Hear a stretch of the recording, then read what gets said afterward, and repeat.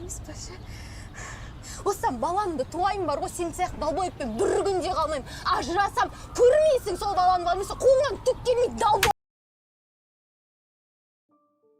Мынау жақында шыққан ажырасу туралы бүкіл әлемдік рейтинг. Осы рейтинг үшін марапаттау берер болса, Қазақстан күміс алқаны иеленер еді. Екенін шамамен 40%-ға жуығы бізде ажырасумен аяқталады. Сонымен қатар Атышулы Бишімбаевтың соты жүріп жатыр. Бұның барлығы біздегі отбасы институтының қирап жатқан және қазақ қоғамының махаббатты ұмытқанының белгісі сияқты. Қазақстан соны 90-шы жылдардан бері ажырасудан тмд елдермен қатар алдыңғы орынды иеленіп келеді. Бұл проблема қоғам дертінің симптомы және осы симптомға қарап қызықты мәліметтер аңғаруға болады. Ажырасу мәдениет министрлігі айтатындай алкоголизм, лудомания, ұрып-соғу, көзге шөп салу деген сияқты себептерден туындағанымен бұл бірінші кезек қоғам ішіндегі әйел мен еркек арасындағы үлкен қарама-қайшылықтарды көрсететін және соның негізінде туындайтын проблема. Бірақ мені ең қатты алаңдатқан дүние, неге біз екінші орындамыз? Біздің британдардан, итальяндардан, корейлерден не айырмашылығымыз бар? Олардан ерекше біз не істедік, не істемедік? Давайте рет-ретімен мәселенің түйінін қарастырайық.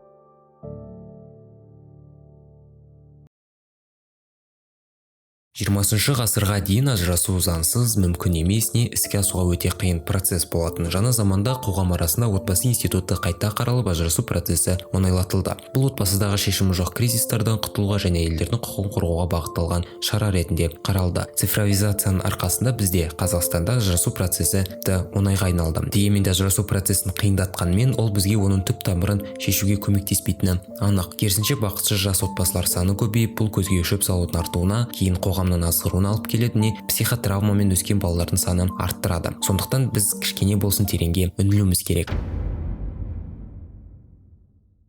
Жалпы ажыраспай тұрып, үйленбей тұрып адам жақсы көруді үйренеді. Махаббаттың не екенін білуге тырысады. Кішкентай бала махаббаттың не екенін әке-шешесінен ұғады. Әкесі мен анасының арасындағы не біреу жоқ болса, екіншісінің баласына деген махаббатынан бала өз санасына махаббаттың моделін қалыптастырады. Өсе келе жақсы көріп қалған біреумен сөйлесе келе, оның махаббат туралы ұғымы, түсінігі ұлғая түседі. Сериал, кино, кітап, блогерлармен танысады. Инфо алаңда баланың түсінік тақтасына өз түзетулерін енгізіп кетеді. Сөйтіп бала махаббаттың не екенін, өзінің не қалайтынын білетін толық тұлға болып қалыптасады. Бұл идеалда осылай жұмыс жасайды, бірақ біздің қоғамда 30-дан асса да махаббат не екенін әлі түсінбей жүрген жандар жетерлік. Неге олай? Себебі дәстүрлі қазақ қоғамда махаббат сезімі аса қатты ескерілмеді. Ертеден қызын малға беріп жіберу, ұлын достың қызына атастырып қоя салу дейтін жағдайлар көп болған. Біздің әке-шешелеріміз де сондай дәстүрдің құрбаны, не махаббатсыз үйленген ата-ананы көріп өскен. Енді атастырылып, не алып қашып, ата-апалары, туған-туысқандар мәжбүрлеп үйлендірген әке-шешесі балаға махаббатты қалай түсіндірмек? Осылай заманның езгісінен өткен жандар баланың миына махаббат концепциясын құя алмай қиналып жатады. Сорақысы, егерде үйсіп тұрмыс құрған адамдар арасында ары қарай махаббат оты пайда болмаса, екеуі шынымен де бір-біріне мүлдем сәйкес келмес бөтен болса, екеуін тек дәстүр, тек міндет кісені ұстап тұрған әке-ананың бір-біріне деген салқын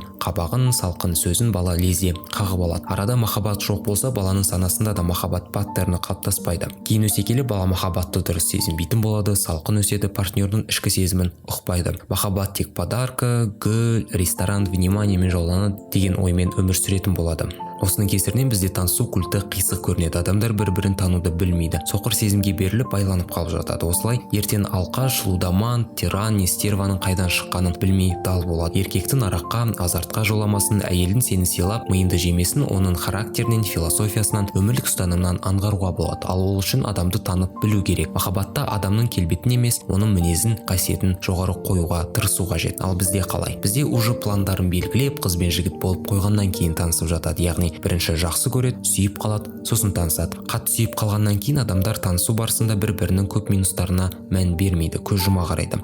Мысалғы батыс мәдениетінде дейтинг деген түсінік бар. Бір-бірін ұнатып қалған жандар салмақты қарым-қатынасқа түспей тұрып, бірін-бірі түсіну мақсатында, тану мақсатында көп кездесулер өткізеді. Дейтингте баталатын бұл уақыт бір айдан бір жылға дейін созылуы мүмкін шамамен. Яғни бір-бірін танып біткенше. Ал бұл Абай атамыздың бізге айтып кеткен мінезіне көз жетпей көңіл бөлме деген өсиетіне ұқсайды. Сосын бізде культура добивания дейтін бар. Яғни жігіттердің қыздың артынан қалмай оның сезіміне қол жеткізуі. Қыздың жоқ дегені я деген кредоны ұстанатын адамдар. достар. Бір сөзбен айтқанда, міне мен еркекпін, мен аңшымын, ал әйел менің олжам, мен олжамды атып түсіруім керек, міне менің трофейім. Бұндай қарым-қатынаста көбінесе екі тарап та зардап шегіп жатады. Біріншісі, жігіт қыздың жүрегін жаулау мақсатында өзінің намысын, мінезін екінші орынға қояды. Қанша отказ берсе де, бетін кері қайтарса да, әдейі шатақ мінезін көрсетсе де, мүләйімсіп бір букет гүлмен қайта алдына келіп тұрады. Бұл қыздар үшін жігіттің әлсіздігін айқындайтын сигнал. Бұндай кезде жігіт қарым-қатынасқа төмен позициямен кіреді, кейін жоғары позицияны оған жаулап алу өте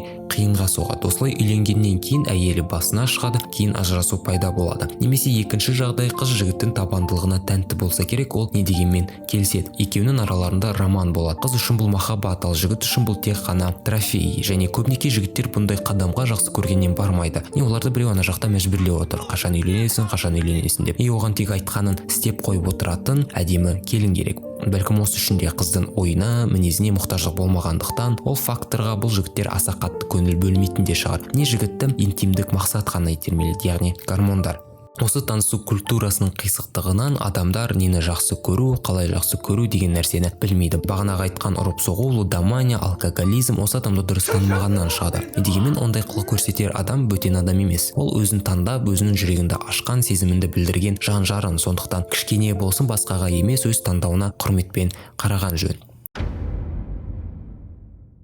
Танысып болғаннан кейін екі жас үйленеді. Дәстүрлі қазақ қоғамы туралы тағы да қозғай кетсек, негізі қазақ қоғамда ажырасуға немқұрайлы қарамаған. Керісінше ажырасудың үлкен мәселе екенін, оның ұлтқа зиян тигізетінін түсінген. Сол себепті үйленуге, неке құруға, яғни той процесіне өте салмақты қараған. Екі жас үйленетін болса, ел болып, жұрт болып, ауыл болып тойын тойлаған. Бізде осыдан тойға 500 деп мыңдап адам шақыру, оны дүркіретіп жасау әдеті қалған. Тойдың басты философиясы бүкіл жұрт көрсін, баталарын берсін, екі жастың осыдан кейін ажырасамын деген ойы болмасын деген. Ажырасамыз деген сыбыс естілсе, тойда болған бүкіл жұрт екі жасты қосуға, ішінара кризистарын шешуге атсалысқан. Яғни тойға барынша салмақтылық берген. Европа елдеріндегі сияқты 15-20 адам шақыра салып, 1-2 күнде тойын жасап тастау деген қазақ үшін абсурд болған. Сол себепті жастар үйленер алдында, бас қосар алдында екі қайта ойланатын. Ал қазір тойдың философиясы да шырқыдай кеткен. Тойдың қалған бар салмақтылығы тек сол той үшін алынған несиеде сияқты. Тек сол тойға құртатын ақшада. Не дегенмен ақшаның жарасы жеңіл, уақыт өте кредит та төленеді, сонымен тойдың салмақтылығы көк тиынға теңеседі. Отбасы моделі соңғы ғасырда үлкен өзгеріске ұшырады. Бұрынғыдағы сияқты патриархалды отбасы моделі қазір кейбір өңірде мүлдем жойылды, кейбіреуінде минимализмге ұшырады. Индустриализация заманында еркектің жалғыз жалақысы отбасын толыққандастыруға жетпеді. Осылай еркек пен әйелдің рөлі теңесті. Кейін социалды компенсация мөлшері артты, зейнеткерлердің зейнетақысы өздеріне артығымен жетуге айналды. Осылай қарттар балаларына байланбай, олардың отбасыларына араласпауға тырысты. Бұны Европада пайда болған нуклеарлы отбасы моделі дейді. Нуклеарлы отбасында басты маңыз ерлі-зайыптылардың қатынасына қойылады. Олардың балаларына да емес, әке-шешесіне де емес. Бірақ мұндай отбасы моделі социализм елдеріне сіңіспеді, себебі КСРО кезінде зейнетақы тұрмақ жалақын өзін алу арман еді. Сол себепті жұрттар коммунамен тұрды. Ағасы, бауыры, мамасы, папасы барлығы бірге бір үйде. Осылай тиімдірек болды. Bir жағынан бұл қазақтың мәдениетіне де жат емес еді. Социализм кеткенмен қазақтың социалкасы жақсармады, зейнетақы өспеді, жалақы да керемет болмады. Осылай нуклеарлы отбасы моделі бізге жаппай сіңіспеді де. Айтпағым, нуклеарлы отбасылар ажыраспайды емес, оларда да ажырасу жағдайы болады, бірақ оларға ата-ана, туған-туыс интервенциясы жүрмейді. Себебі нуклеарлы отбасының философиясы бойынша центрге ерлі-зайыптылардың қарым-қатынасы қойылады. Олар ешкімге міндетті де тәуелді де емес. Осылай біз Европа елдеріндегі ажырасу мөлшерінің аздығына көз жеткіземіз. Жалпы қазақ қоғамында ата-ана маңыздылығына қатты көңіл бөлген. Ата мен әже мәдениеттің, дәстүрдің, қазақилықтың алтын қазынасы саналған. Бала тәрбиесінде ата мен әженің рөлі өте маңызды. Олар өткен тәжірибені ұрпаққа таратушылар. Ата мен әженің арқасында бала қазақилықты сақтайды, оның қоғаммен байланысы нық болады. Ол басқа бір ағымға, идеяға беріліп кетпейді. Себебі ата-апасы миына құйып, сүйегіне сіңірген мінез дейтін сауыты қалыптасады. Бұл буын арасындағы түсініспеушіліктің, конфликтінің алдын алудағы ұрпақтан ұрпаққа жалғасқан бүкіл ұлттық практика болып табылады. Бірақ кейде әкесі мен шешесі баласына үлкен жүк артады. Мен жасарымды жасадым, бақыттым, қақтым, енді балам бізді асырау керек. Үйге келін әкеліп менің қолымды ұзарту керек деген эгоистік ойды кейбір ата-аналар қатты ұстанады. пайдаланады. Бір сөзбен әке шешесі ұл мен келіннің тұлғалық реализациясына кедергі келтіріп тұрмыспен тежеп қояды. Ата-ананың авторитарлығы, олардың интервенциясы жас отбасы үшін кризис тудыруы мүмкін. Көбінесе жігіттің мамасы келінді жақтыртпай баласын оған қарсы қояды, ал келіні оған шыдамай ұрыс жанжал шығарады. Бұл өмірлік жағдай болғандықтан біздің режиссерлардың сүйікті тақырыбына айналған. Бұл да біздің қазақтың отбасылық өмірінің ерекшелігі және өкінішке орай көптеген ажырасудың бірден бір себептері.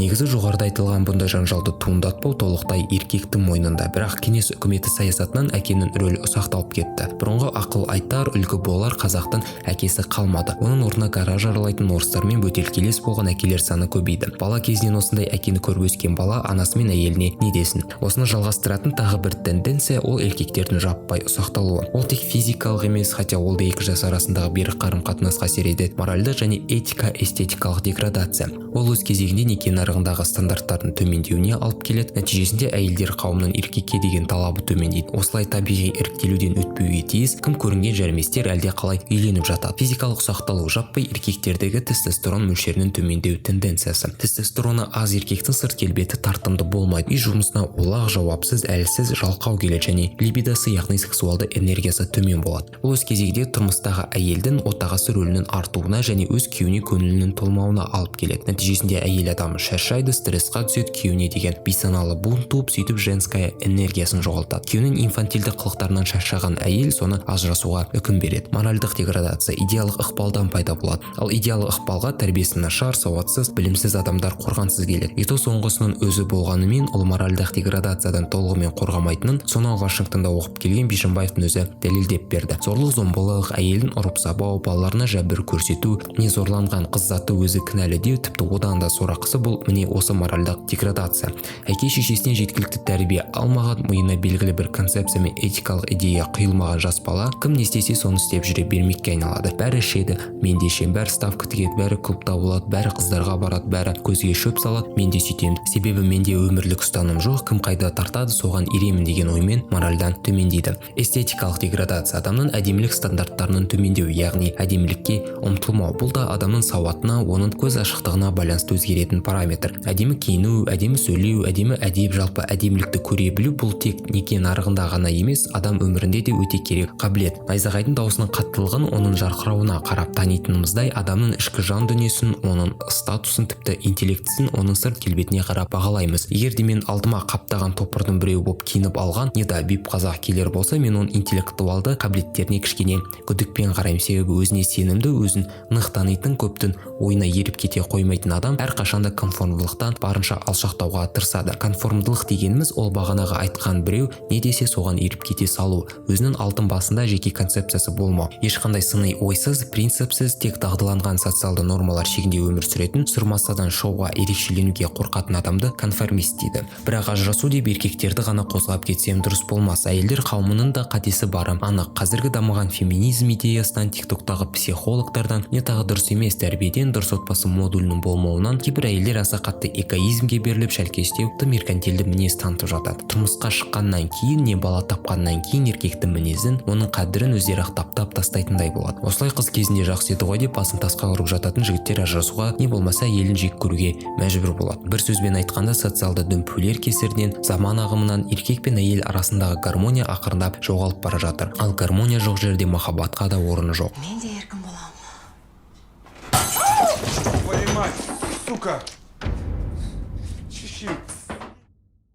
Ажырасудың көп бөлігі еркектің әйелге көрсеткен зорлығынан болады. Мұнау әйелдерге қатысты көрсетілген зорлық-зомбылық статистикасы. Байқайтынымыздай зорлық-зомбылық 2010 жылдардан бастап күрт артқан. Неге? Бұл уақытта үйленген, отбасы құрған жастардың көбі балалығын 90 жылдардың кризисінде өткізген жандар. Біз білетіндей сол уақыттағы кризис қоғамда моральдыққа алып келді. Бандитизм өшіп, біреуді домбытпақ қылу, жәбір көрсету, бағанға күш көрсету деген сияқты принциптер қалыпты жағдайға айналған. Осылай сонау 90 жылдарда болған кризис қазіргі уақыттың өзінде де өз таңбасын қалдырып отыр. Жолдасым сізді слишком наглый мына қатын байы бар ма дейді, қойшы, сөйте ма? Вообще, сен жолдасың шаруасы қанша, мен байым бар ма жоқ па? Почему твой муж, сен бүйтсей кім, Айнұр? Сен күйеуіңе скандал шығар. Сен бүйтесің ғой?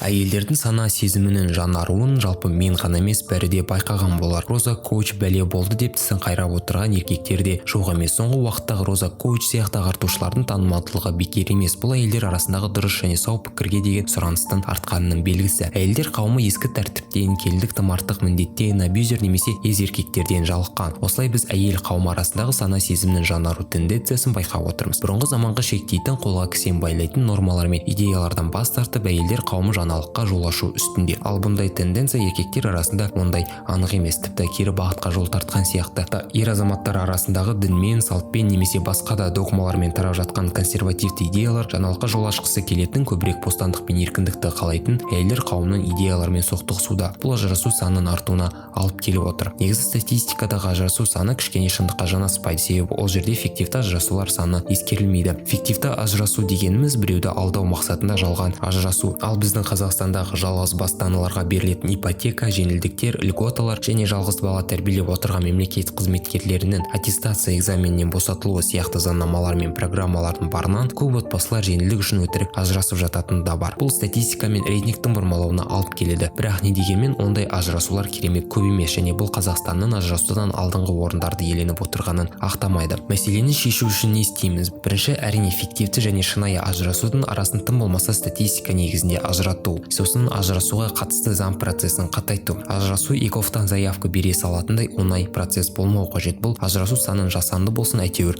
азайтады. Ажырасуға қатысты идеологиялық үгіт саясат жүру қажет. Үйлендім, ұнамаса ажыраса саламын дейтін емес, некеге, отбасыға салмақты қарау маңыздылығын жаппай насихаттау керек. Шынайы бақытты отбасының қазақи колориттегі рөлдік моделі керек. Ол кино, сериал, кітап дейтін секілді медиа инструменттермен ел арасында тарайтын нәрсе. Жаппай сауаттылықты арттыру қажет, әсіресе қазақ тілді азаматтар арасында. Бұл қоғам деградациясын алдын алады. Келесі, медиада қандай да бір дейтинг коуч керек сияқты. Әсіресе жігіттер қауымына өзінің махаббат жолында білгенін, тәжірибесін бөлісетін блогер болса, кішкене болсын жастар қауымы кездесуге салмақтылықпен қарайтын еді. Әрине, тәрбиенің ақылдың дұрысы ата-анадан берілген, сондықтан тәрбие беру моделін қайта қарастыру керек. Бала тәрбиесі туралы, оның психологиясы туралы кітап, роликтерді қазақ тіліне аудару қажет. Егер де бейнеролик ұнаған болса, онда лайк басып, комментарий жазып және біздің телеграм арнамызға жазылып кетіңіз.